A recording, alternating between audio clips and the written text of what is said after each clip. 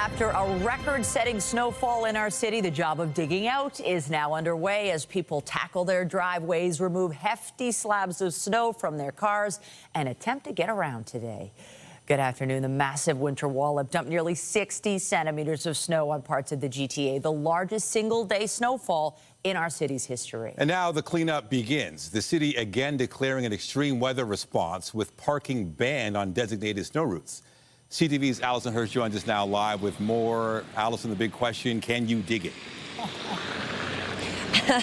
Absolutely, Nathan, and there are certainly a lot of people digging it right now. They're out in abundance, digging out their vehicles, digging out their sidewalks. Even a gentleman here beside me digging out his steps, probably for one of the first, second, third times, because of course a lot of people tried to get ahead of this storm, right? Tried to get out throughout the day yesterday, perhaps a phased approach, get out for a little while, head back in, and then do a little bit more digging. But I'm sure a lot of you, as I did as well, woke up this morning and found there was still more digging to be done. Some plows did get through some of those side streets, pushing up some of that snow up against vehicles. That's what happened to me this morning. Despite having dug out my vehicle, I was still in the business with a lot of my neighbors digging out our vehicles so we could get on the way today. So we've seen a lot of that, a lot of cars still buried under snow. Perhaps some of them you wouldn't necessarily even be able to tell that it was a vehicle just a mirror or two poking out the side. Here's a little bit more of what we heard this morning.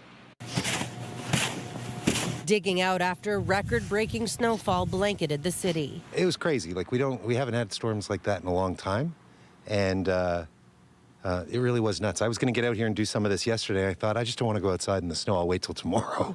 And now we got a big job, but that's okay. Nearly 60 centimeters of snow fell in parts of Toronto, and many snow-covered streets are lined with cars buried under piles. All night, an army of city crews have been out plowing, and officials say that work is set to continue throughout the day. Some of our major roads, the plowing's working well, and in fact, we can even see some bare pavement at times, which is great. It shows the salting work that we did prior to the storm. But the local roads are a mess. The local roads do take us longer to get to because of our priority system. Crews say getting anywhere by foot, car, bike, or transit is going to take extra time. The goal right now is let's try and get this city clear and moving. The only area of enforcement that we were really going to be strict on is that parking enforcement on snow routes, because that's about making sure those streets are clear. Anyone waiting for help to get their cars started might be in for a long wait. We're focusing on people who are in unsafe situations right now. So anybody who is safe at home, unfortunately, they're going to have to wait a little bit longer. We're looking at anywhere from 24 to 48 hours for a wait time if you're safe at home. And Toronto police are urging people to stay home anyway. The roads are really bad right now, and I know the city is working as hard as they can to clear them, but with this amount of snow and it being the record fall that we've had so far, it does take time. Still, some do have to get to work. It's been hard, This is part of Canada, Ontario, you got to get used to it. So, yeah, it's part of the job. You know what I mean? Got to help her out when she gets stuck. So, yeah, this is what I'm here for. Yeah, for Toronto, it's shocking, to be honest. When we came outside and the stairs were completely covered 3 times in a row, we were like, okay, this is next level. Making travel slow and shutting down much of the city. Now, we're in the east end of Toronto, and one of the things that we've been hearing from a lot of people is there's so much snow and they're running out of places to put it. Mounds of snow that has been cleared are so high, and there's still more snow to clear, and they just don't have anywhere else for it to go. We have heard from city officials in terms of the snow removal project. That is going to get underway likely tomorrow, and it'll last several days. I said today they have to focus on plowing all of the streets, moving all of the snow out of the way, and then tomorrow it should start that they will start coming in and trucking the snow out of the city into their 5 locations where they can dump it. Reporting live, I'm Allison Hurts. Nathan, back to you. A lot of work to do. Thank you, Allison. And sticking with the forecast, here's a live look at the city this afternoon. Many still digging out of that record-breaking storm. We also have the deep freeze that we're still into. It's tough to get around, but roads are clearing, and we are gradually getting there. Lindsay Morrison is here with a look at the current conditions, and downtown got the most snow, Lindsay. I mean, Nathan, how many times do we talk about these big weather events in Toronto essentially being spared the worst of it? Not the case this time. The city, the epicenter of this particular storm. And nothing, in my opinion, gives a better visual to this winter, this January that we've had here in the city than what's behind me here. This is a snowbank in our CTV News parking lot. Does that summarize how much snow has had to be cleared from the parking lot? I think so. An absolute mountain behind us. And I know many people feel that they have their own mini mountains in their neighborhoods too. Here's a look at some of the snowfall numbers, and these are official numbers as reported to and from Environment Canada. Toronto City Centre, 56 centimeters of snow. Toronto Pearson, 46 centimeters. It's worth pointing out that there were a couple of measurements in Scarborough South of around 65 centimeters of snow. So it was a doozy, to say the least. Now that storm system has moved off. It is to the east. It's impacting Atlantic Canada and parts of Quebec right now. We'll zoom in a little closer to show you that the system snow has come to an end here in southern Ontario. There is a pretty powerful squall line coming off Lake Huron at this hour. And that is where we find snow squall watches and warnings in effect. However, I do want to point out that all weather advisories have come to an end around the GTA. So the active weather portion of this storm is finished. Winds out of the northwest today. That's a change. We had a strong easterly wind yesterday. You will find that these winds are blowing some of the snow around. So you think you're done shoveling, and then all of a sudden more snow is back on your sidewalk, your driveway, your walkway.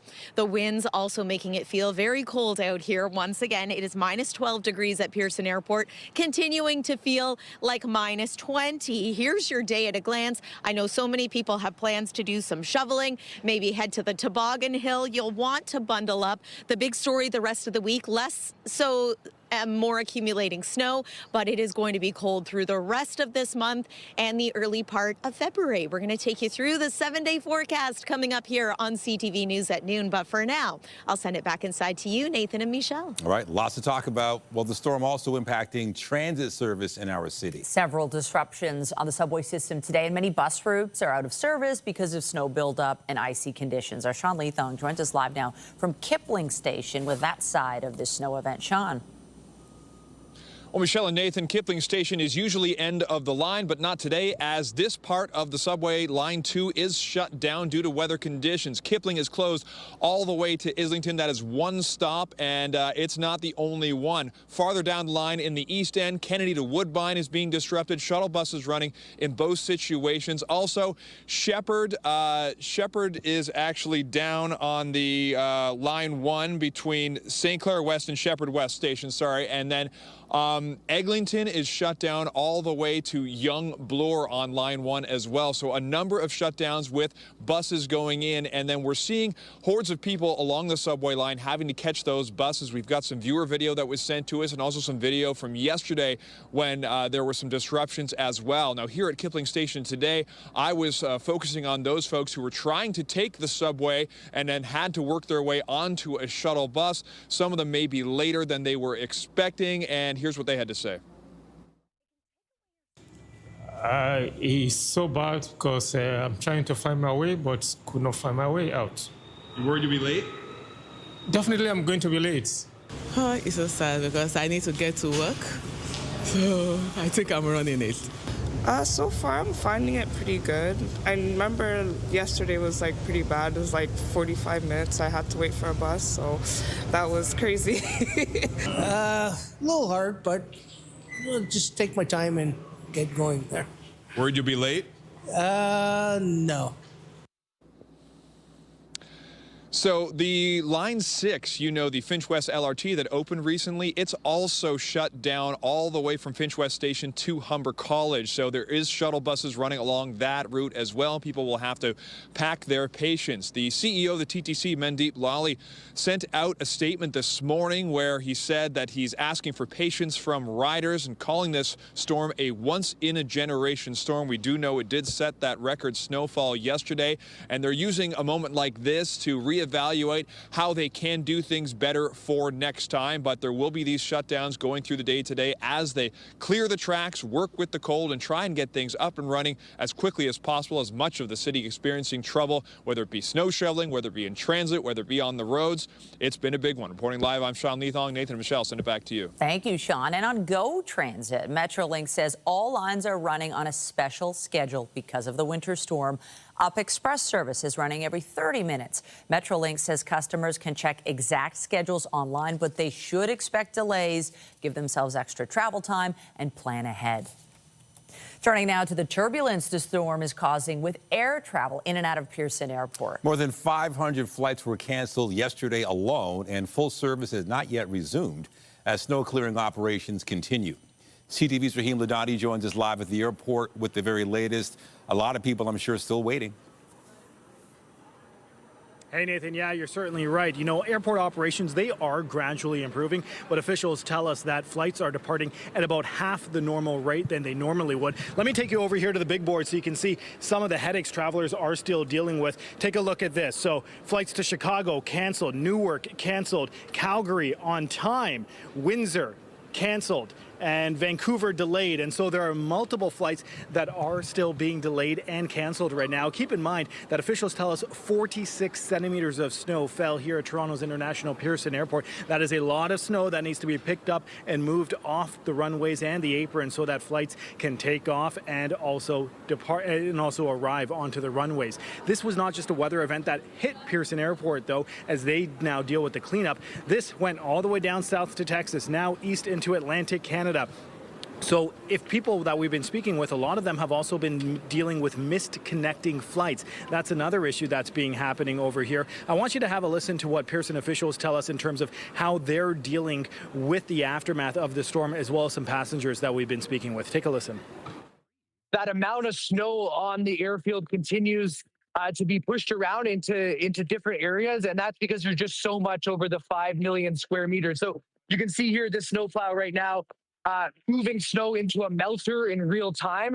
That's just to get some of the snow away from these gates so that we can get as many aircraft back to the gate. We were sitting in the aircraft when we got to know that it cannot take off. So yeah, we went back to the gate, and then everything happened. And I'm almost here since like the last 24 hours. It's crazy, yes, but it's okay actually. Yeah, you've got to be flexible. It would have been annoying traveling tomorrow, but now everything's fine. We're still calling and like the agency, and like we're trying to find another options, but for now we're still in the airport.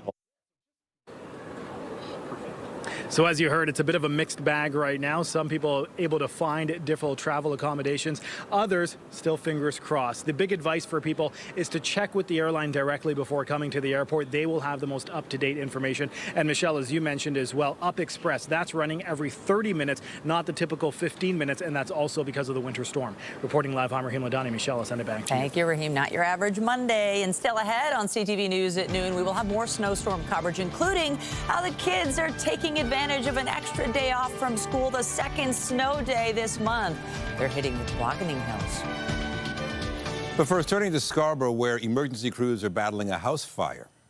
Now, the fire started before 9:20 this morning at a home on Jacob Fisher Drive near Morningside and Sewells.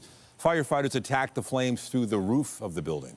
Toronto Fire says all of the residents were able to get out safely, but work is still underway to extinguish the blaze. One person has been injured in an early morning stabbing on a GO train. Police say the victim was stabbed around 12:45 a.m. and got off the train at Weston GO station. They were taken to hospital in serious but stable condition. The circumstances surrounding this incident and where it happened are unclear. No word yet on suspects, and so far no arrests have been made. The federal government says it's bringing in new measures to make groceries and other essentials more affordable. This morning in Ottawa, the Prime Minister announced they will be increasing the GST credit. Today, we're announcing that our government is launching the new Canada's Groceries and Essentials benefit. This will deliver hundreds of dollars more into the bank accounts of more than 12 million Canadians. Starting this year, we're taking the existing GST credit amount and raising it by 25% for 5 years. And in addition, we're providing a one-time payment equivalent to 50% of the GST credit this year. The government says a family of 4 will receive up to $1,890 this year compared to $1,100 last year. A single person would receive $950 this year compared to $540. Meanwhile, Mark Carney is now in the GTA where he's meeting with Ontario's premier. Last week, Doug Ford urged Canadians to boycott made-in-China vehicles after the Liberals struck a trade deal with Beijing. It includes allowing about 50,000 Chinese EVs a year into Canada. In exchange, Beijing will ease tariffs on Canadian agricultural products. Later this afternoon, Ford and Carney will visit a local business. And MPs are back in Ottawa today as Parliament resumes after a long holiday break. A key theme is expected to be the struggle of Canadian families to make ends meet in a turbulent economy. And the stakes are high for all parties, with the Liberals just 2 seats shy of a majority. CTV's Judy Trin is in Ottawa this afternoon. She joins us live now. And as MPs, Judy, are back to work on the Hill, there's a lot happening globally, but what will this House sitting focus on domestically for Canadians, or perhaps that's all intertwined? Well, you know, Prime Minister Mark Carney has just returned from his overseas trip. He made waves at Davos. We heard that his speech was well received globally, but domestically now he has to demonstrate that he understands what Canadian needs. Now, you heard Nathan earlier in which he talked about the GST credit that Canadians are going to get back. That's going to go up 50% this year, and then 25% for the following 4 years. Now, that top up on the GST rebate, Michelle, is going to cost $3 billion. We know that affordability is at the top of what Canadians are concerned about, the cost of living. Now, will this help? We also know that in regards to how the Canadians see Mark Carney, they see him as perhaps the best leader to deal with the crisis globally, but domestically, there is a good chunk of Canadians who feel that Pierre Poilievre is the strongest leader. And that's important too, that Pierre Poilievre is going to want to continue demonstrating that, because in this following weekend, Michelle, he's going to have a leadership review. Oh, yes, of course. And during the break, there was some momentum for the government after a Markham Conservative crossed the floor.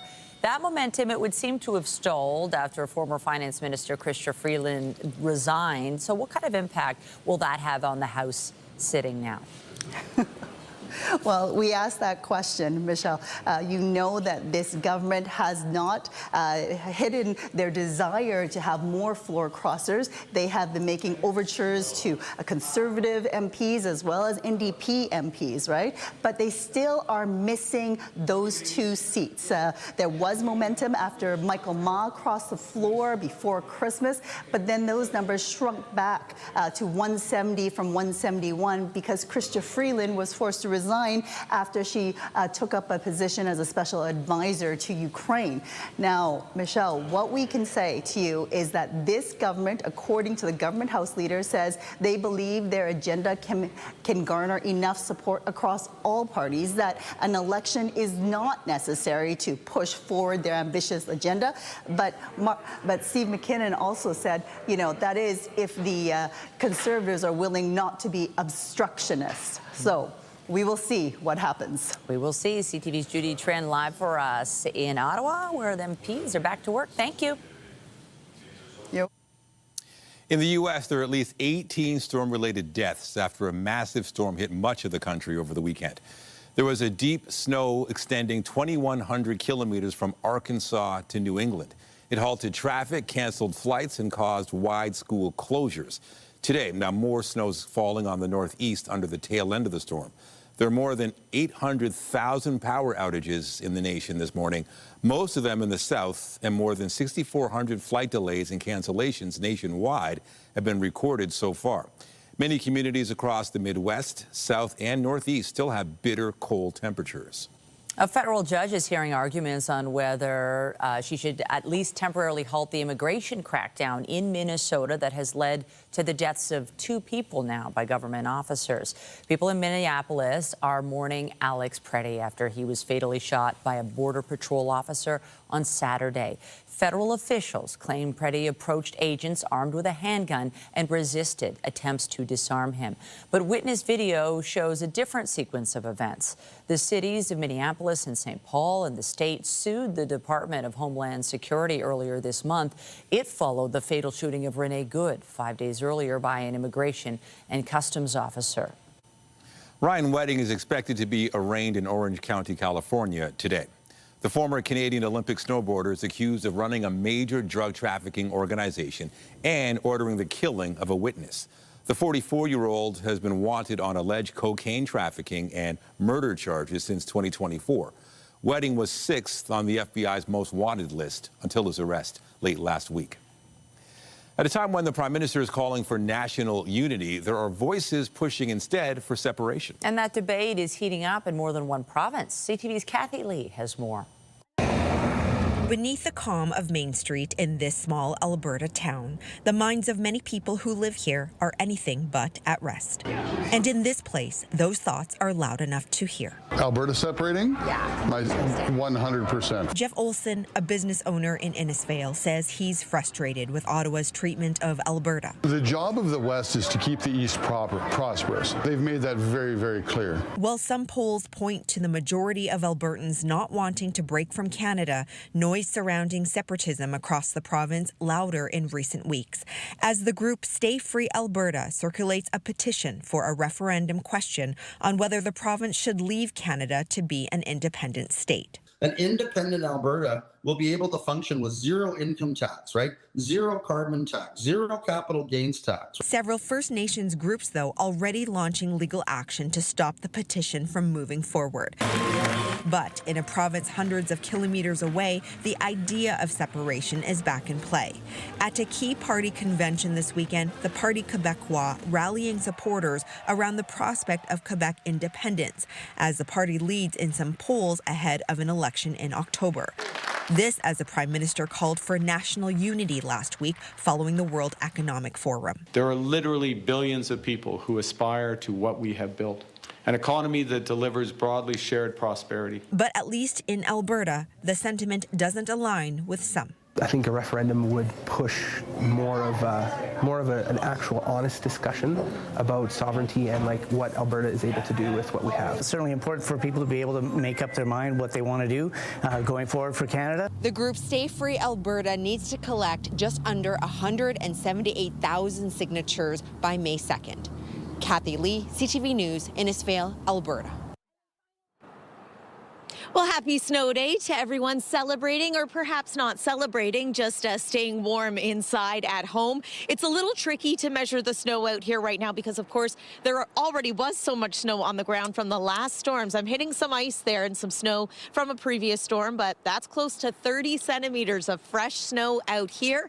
And there's a look at the snowfall totals for the city of Toronto. And again, this is just yesterday, about 46 centimeters recorded at Pearson Airport. That smashes the previous daily record of snowfall in one day for the city, which was just shy of 40 centimeters. Not a whole lot of snow in the forecast from here, at least not for us. Accumulating snow over the next 2 days, the closer you get to the shores of Lake Huron, thanks to lake effect bands, we could pick up another trace to a centimeter or two. Coming up, we've got lots more as far as storm coverage is concerned, and we'll talk about the cold expected for the rest of the week. That's coming up here on CTV News at noon. Stay with us.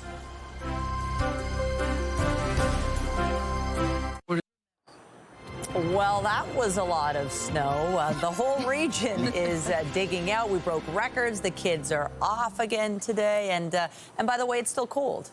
It is free. Yeah, rarely is it so cold and you get snow and then so much snow. I was just mesmerized by it. Yesterday, I was just looking out the window watching it. It was as if, Lindsay, it would not ever end. I know. Well, this feels like an endless winter, doesn't it, Nathan and Michelle? And we're not even finished January just yet. But you're right. It was beautiful, if that's your perspective. It's actually quite beautiful out here right now. The sun is shining. The birds are chirping. Every once in a while, there's a gust of wind that blows past this tree I'm standing near, and it starts to look like it's snowing all over again. That's more of the story for today, the blowing snow as opposed to any falling or accumulating snow. And of course, the big dig. That's what everyone is doing today.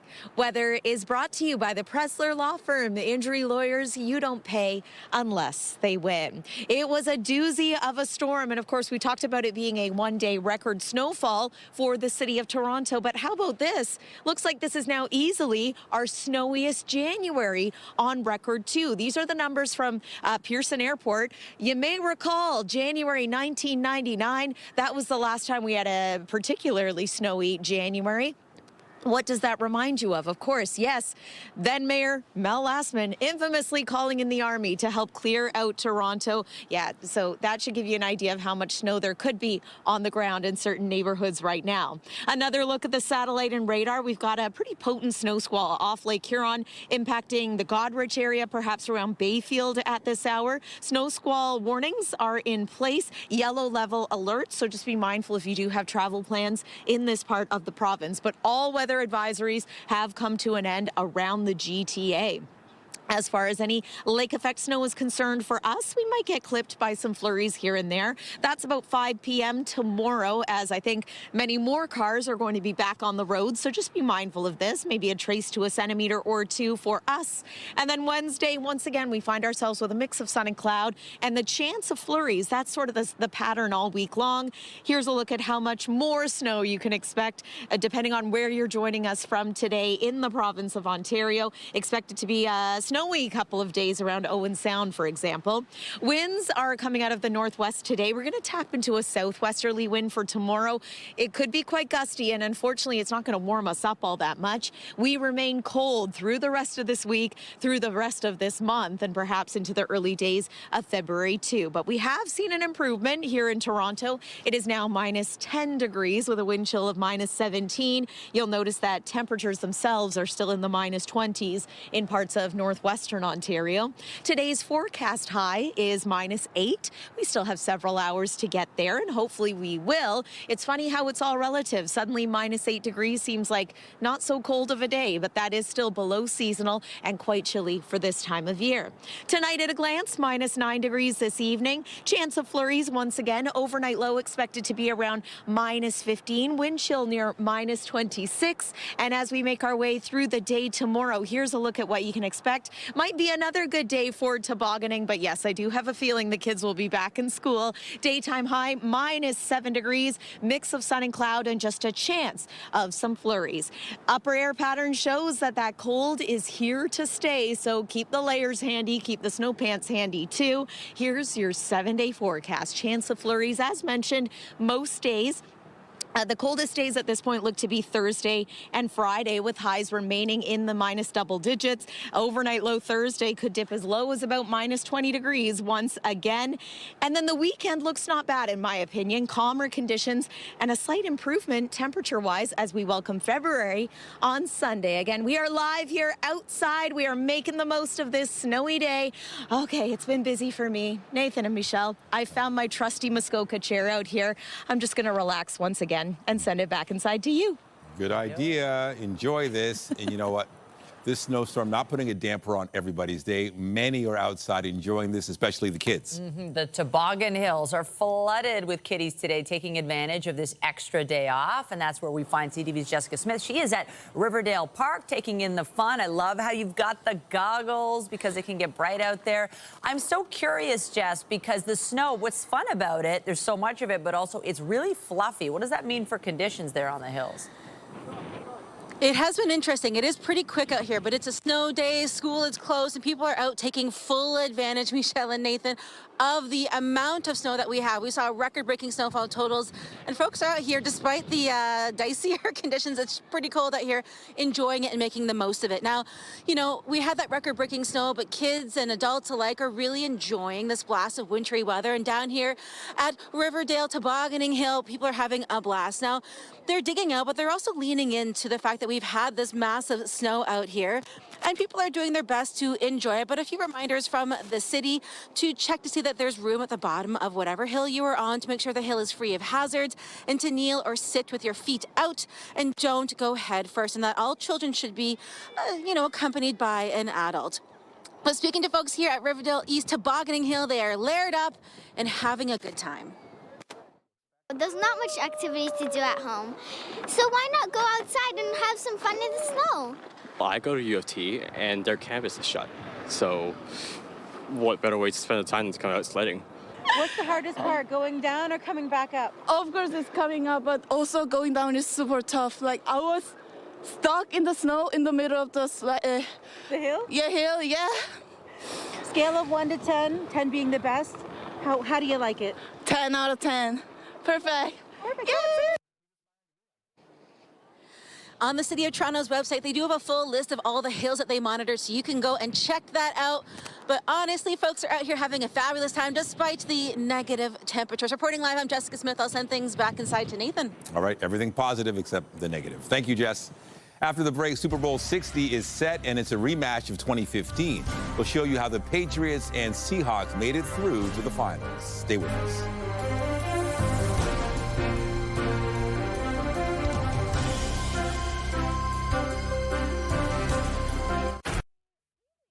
There are growing safety concerns within Canadian hospitals, with threats of violence toward healthcare workers and patients becoming more common. CTV's Allison Bamford has more on how one province is turning to new technology to help protect people on the front lines.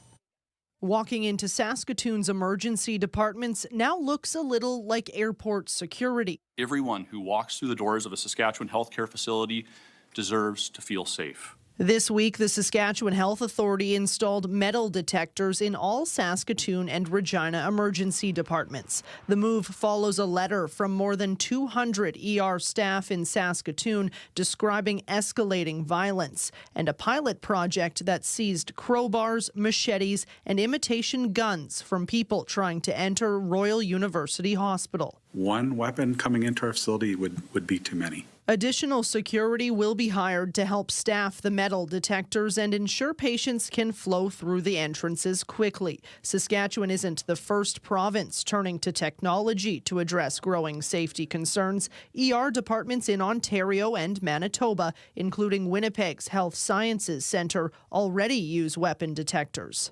A metal detector is a great start, but it is not the only solution to these problems. A 2025 survey from the Canadian Federation of Nurses Unions found 6 in 10 nurses experienced violence on the job. Healthcare unions say changes to security staffing, training, and policies are still needed. The fact is that there's chaos everywhere you look in our healthcare system. The government also ordered an independent review of hospital safety and security for the entire province. Saskatchewan's health minister would like to see it done quickly, but gave no timeline for how long it might take. Allison Bamford, CTV News, Saskatoon. In sports, the Raptors were looking to wrap up their 5-game Western road trip on a winning note, taking on Shai Gilgeous-Alexander and the best team in the NBA.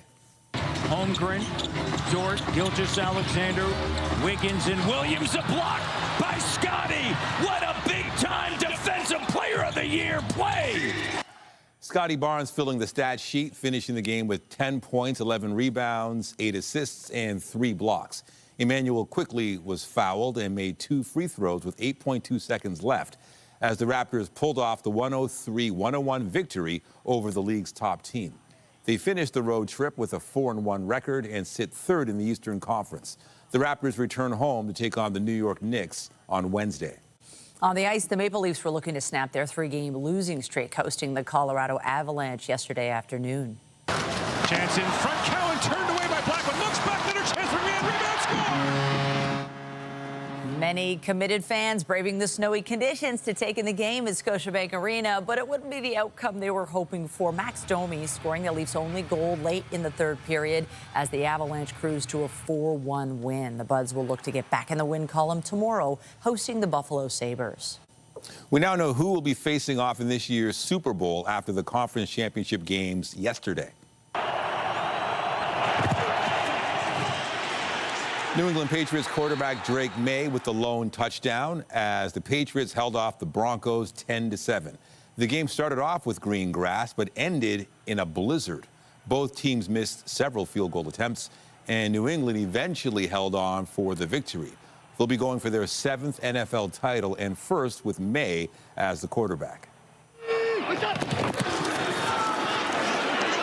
And the Seattle Seahawks will try to avenge their 2015 Super Bowl loss to the Patriots. They held off the Los Angeles Rams 31-27 to advance to the big game. The Rams were driving late but ran out of time at the end. Seattle has won the NFL title once in the history of the franchise. The Super Bowl will be held February 8th in Santa Clara, California. Still to come this noon hour, we'll take you to the Canadian stage production of Ibsen's A Dollhouse, featuring 2 veterans of Canadian theatre who are appearing on stage together for the first time. Stay with us.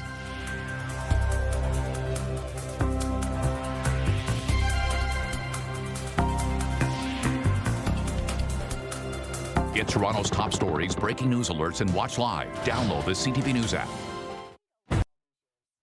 Well, have you ever suddenly zoned out and realized you haven't been paying attention to the world around you for the last 10 seconds or so? Well, a new study suggests that's not your brain dropping the ball, it's your brain doing some housekeeping. For more, we're joined by CTV science and tech expert Dan Riskin. So, Dan, what exactly is going on during these brain lapses? Sorry, I wasn't listening. Of course Can you not. say that one more time? Yeah, there it is. No, this is we've all had that happen where it feels like our brain just lets us down. And I like this study because it's showing us that our brain's actually working really hard in the background to try to help you out. When you don't get enough sleep, that happens more often. And so for a study, they had people come into the lab and have their brain scanned while they were playing a game where they basically just had to push a button whenever a dot moved on a screen. And they did it twice. They did it once under normal conditions, and once they went in and did this when they hadn't slept the night before. Experimentally, they were kept awake all night. And when you haven't had sleep, you're slower at that game, but you also sometimes completely miss the fact that the light moved or that the dot moved on the screen, and you never click. And when researchers looked at those moments, what they found is there's actually a process involving cerebrospinal fluid that normally happens when you're asleep that seems to be happening in those moments where you're having a lapse, where cerebrospinal fluid basically gets drained out and new cerebrospinal fluid gets moved in to surround the brain. Not all of it, but just little bits of it. And that motion, which wasn't known to happen when you're awake, does seem to be happening in those lapses. So it's like your brain is saying, listen, you didn't get enough sleep last night. I really need to I need to change the bathwater here. I'm going to do this real quick. Just don't do anything important for a couple seconds. I'm going to give you back your consciousness in a second. And your brain gets the job done. I love it. So blame it on the cerebral spinal fluid. Yeah, blame it on the rain, blame it on the cerebrospinal fluid. Either way, you're spinal golden. fluid, honey. All right, so there's new evidence that aerobic exercise can make your brain younger, not just the body. How so? Yeah, I mean, the brain is part of the body, so it kind of makes sense, but I like this study because it sort of ties together your cognition with your overall body health. So when you scan somebody's brain, you can use computer models to make an informed guess about how old they are. And some people have brains that are older than they should be, and some people have brains that are younger than they should be. For this study, they had 130 people start off, have their brain scanned, and then for a year, they went through this program where half the people were given a lot of exercise to do, aerobic exercise, 150 minutes per week. So that's more than 2 hours of aerobic exercise every week. That's significant. And the control group didn't do that. They were given some literature about why exercise is good for you, and that's it. And after a year, when you compare how much the brains have changed in those two groups, the group that was getting all that exercise, their brains actually got a third of a year younger. And the group that wasn't doing exercise, their brains got 2/3 of a year older. And so the split between them was about a full year difference. And this doesn't really matter in terms of like what your brain looks like in this moment, but it's a trajectory towards your old age. And if you're getting there too quickly, you're going to find yourself with a brain that's really not up to the task earlier in your old age than if you're getting that exercise, taking care of your brain, keeping it young, so that when you're in your 70s and 80s, you've got the brain of somebody who's younger than that. And so this is really a reminder that when you're getting that exercise, you're not just doing it so you'll look good in the mirror, you're also doing it so that your brain works better for the rest of your life. Yeah, another good reason to exercise. Finally, a story about a cow named Veronica that's making people rethink what cows are capable of. Now, what did she do that was so surprising? Veronica picked up a broom and started scratching herself with it. Now, if a human did that, it wouldn't be that remarkable. If a chimpanzee did that, it wouldn't be that remarkable. But a cow? They're not supposed to be able to do that. And not only does Veronica use the broom to scratch herself, depending on what part of her body she wants to scratch, she'll pick it up by a different end. So she's using the big brushy end there to reach her rear end, but if she wants to scratch her udder, she'll use the pokey end. And so in a whole bunch of experiments, this is just one cow, but they put the broom down on the ground and they gave it to her to use as she pleased, and she would reach around and grab it by a different end depending on how she wanted to use it. What I love about this is it's a Swiss brown cow using a broom like a Swiss Army knife. She's using it differently depending on what she needs to get done. And that cognitively is supposed to be something cows just should not be able to do. It's impressive. What's next? It's impressive. Thank you, CTV science and tech expert Dan Riskin. Always something. Take care. My pleasure. Thanks a lot. Two stars of the Crave hit series Heated Rivalry traded in their skates for torches today. Hudson Williams and Connor Story participated in the Olympic torch relay in Italy today. The two play fictional, professional hockey stars who have a secret relationship. The Milano Cortina Winter Olympic Games begin in short order on February 6th. When the topic of divorce was first portrayed in the play A Doll's House 150 years ago, the audience was shocked. The then controversial play continues to resonate with audiences, and a new version is on stage now at the Bluma Appel Theatre. CTV's Andrea Case recently sat down with some of the cast. I'm glad those tough times are over. Is it really true? Am I dreaming? It's real. You will never have to work like that again. We will have what we want. This is a couple whose lives seem perfectly happy, but the marriage in Henrik Ibsen's A Doll's House ends in divorce. Commonplace today, but when written in 1879, such a topic on stage was unheard of. It's a potboiler, which is not what I expected. This version was rewritten for the stage by American playwright Amy Herzog in 2022. I also made assumptions about what A Doll's House was about. I'd heard of, it was the door slam that sort of shocked the world. It was a dusty piece of theater. But Ibsen, I think, especially what Herzog's done in this adaptation, is she's created a thriller. I mean, we're watching the last 3 days before a woman leaves. It's amazing. Gray Powell and Haley Gillis played the married couple Torvald and Nora Helmer. This adaptation, in Gillis's words, is condensed. There's lots of laughter. Did you hear the woman in the front the other day? And the audience is audibly reacting to what they're seeing on stage. All I heard was yes. Yeah, she went yes. From this woman. It was amazing. Yeah. They're responding. And I think for the audience, depending on where they are age and stage-wise in their life, they respond differently. Gillis says the play is a wild ride, a roller coaster. Whoa. With Nora, she's always thinking, and it's amazing to be given that opportunity. I feel like I'm growing. Will she stay with you? Oh my gosh, yes. I'll be very sad when this is over.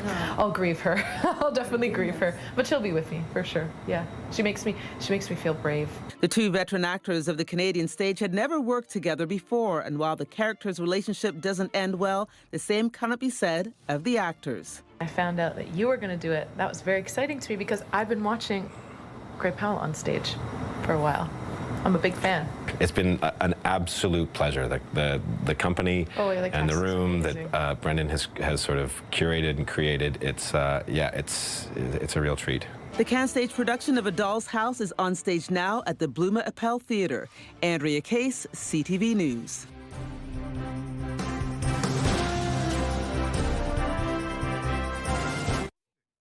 While the snow has put much of the city at a standstill, it's not stopping kids from getting out and enjoying it. It is a snow day after all, with classes canceled everywhere. Kids are getting outside for some winter fun. Let's go back outside and check in with our Jessica Smith, who is at Riverdale Park. Jess, fresh powder and lots of it. Listen, people they're skiing, they're snowboarding, they're tobogganing down the hill, and everyone's got their own technique. Before you guys go down, can I talk to you really quickly? Yeah, absolutely. Okay, hold on. Are you going to stay there the whole time? Yeah. All right, so tell me your name. You're Bo? Yeah, Bo. My name is Ernie. And your name? Ida. And at the bottom? Finley. So talk to me, we're going to get down here, about the best part about tobogganing on a day like today. Probably the, way down. It's fast? Yeah. What is your technique? What's your technique for getting down there quickly? I don't know. Human sandwich. The human sandwich. The human sandwich. What's been the best part about today so far? No school. No school, yeah. And for you, what's the best part about today? Was it fun? Mm-hmm. How fun? So fun. Scale of 1 to 10, 10 being the best. A 10? Yeah, probably 10. All right, I'm gonna get out of the way because I'm not gonna become a blooper, but you guys do your thing. Wish us luck. Safety first. We'll send them down the hill. You know what, Nathan, Michelle, Lindsay, everyone is having the best time, whether you make it all the way down or partially down. It's all turning out great. We'll send things back inside. Maybe I'll go down there, I don't know, we'll see. That actually worked. We'll see. I'm shocked. There just happens to be a toboggan right there. Go for it. Go for it. All right. Oh, We'll darn. see. Maybe hopefully it's safe during this. Lindsay's outside too, having some fun. What are the numbers telling us, Lindsay? Oh, that looked so fun. Yeah, we're going to take one more look at the snowfall totals. And what you may not see on this board here is some of the volunteer snowfall totals that were reported to Environment Canada as well. So want to mention again, south end of Scarborough, 65 centimeters of snow. And there was a recording in downtown Toronto of about 61 centimeters of snow. So, oh boy, we will remember this one, I think. Here's a look at what we can expect for the rest of today. It's sunny out here in the GTA, but we've got snow squalls off of Lake Huron. That's where you're going to find snow squall watches and warnings as well. Next couple of days are going to be cold. That's the big story for us going forward as we continue to dig out. Have a happy snow day, everyone. Nathan and Michelle, back inside to you. All right. Thanks so much, Lindsay. And that is it for CTV News at noon. Remember, you can get Toronto's breaking news all day long on CP24 and at ctvnewstoronto.ca. For Lindsay Morrison and the whole team here, have a pleasant afternoon. I'm Michelle Rubin. And I'm Nathan Downer. Be sure to join us later for CTV News at 5 and 6. Have a great afternoon.